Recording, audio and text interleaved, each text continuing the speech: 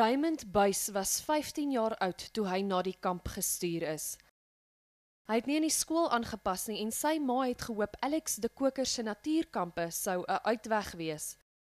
Maar na net weke is hy in die hospitaal dood aan sy beserings.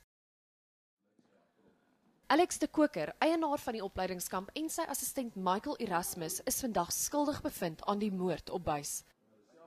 Die hof het getuienis herhaal wat die afgelope maande aangehoor is, van hoe Buys geen opleiding ontvang het nie, maar wel aangerand en selfs gemartel is.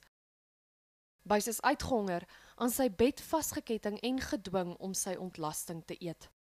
Kort voor sy dood is 'n sak oor sy kop getrek, hy is nat gegooi en toe elektriese skokke toegedien. Hy is nie toegelaat om sy ouers te kontak nie. De Koker, wat sy aandeel in die moord telkens ontken het, is beskryf as 'n patetiese getuie.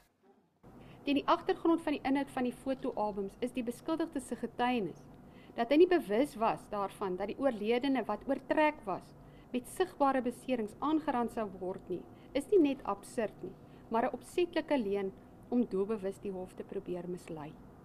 Sy getuienis dat hy nadat die oorledene probeer het om homself op te hang, die opdrag sou gee dat die oorledene vasgeketting moet word aan sy bed, is sprekende van die wyse waarop beskuldigde een gehandel het met die oorledene. Buys se ouers sê hulle is dankbaar die mans is skuldig aan moord. Ek is baie bly. Ek het regtig nie gedink dit gaan gebeur nie. Ek is baie bly. Ek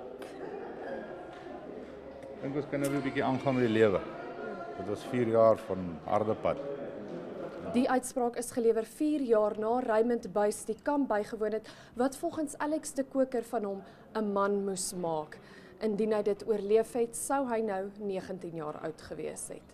Die mans word op 16 April gevonnis. Daniella van Heerden, Unies, Vereniging.